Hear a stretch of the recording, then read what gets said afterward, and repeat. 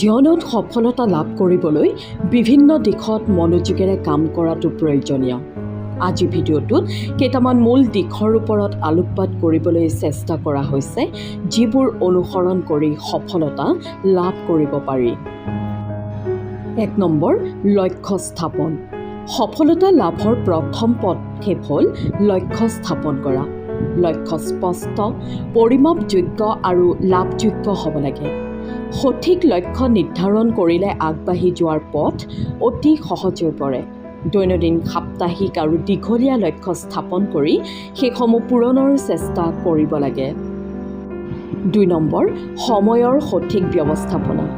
সময়ৰ সঠিক ব্যৱস্থাপনা সফলতাৰ গুৰুত্বপূৰ্ণ উপাদান। সময়ত কাম সম্পন্ন কৰিবৰ বাবে এক সময়সূচী বনাব লাগে। সময়ৰ অপচয় কমাই মূল কামসমূহত ধ্যান দিব লাগে।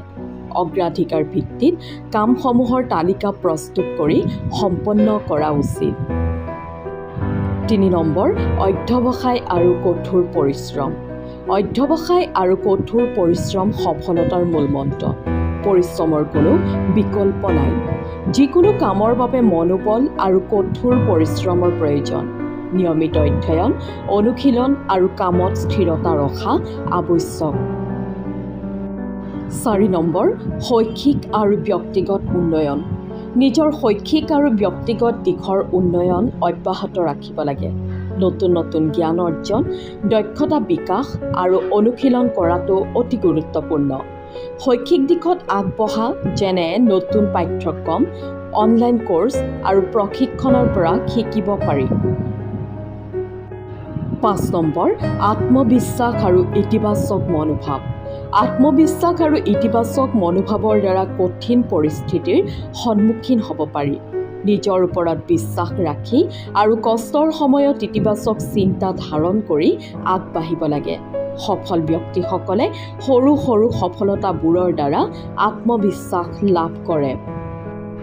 ৬ নম্বৰ, শৃংখলাবদ্ধ জীৱন। শৃংখলাবদ্ধ জীৱন যাপন সফলতাৰ আন এটা গুৰুত্বপূৰ্ণ দিশ।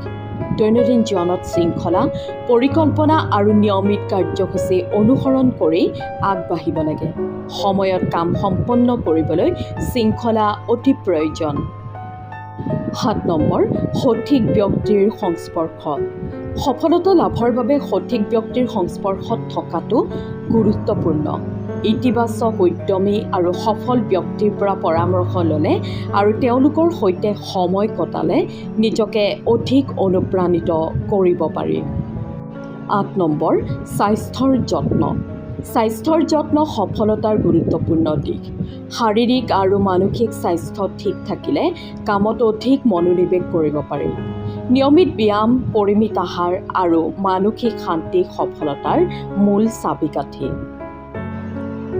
উপযুক্ত দিশবোৰৰ ওপৰত মনোনিৱেশ কৰি জীৱনত সফলতা লাভ কৰিব পাৰি।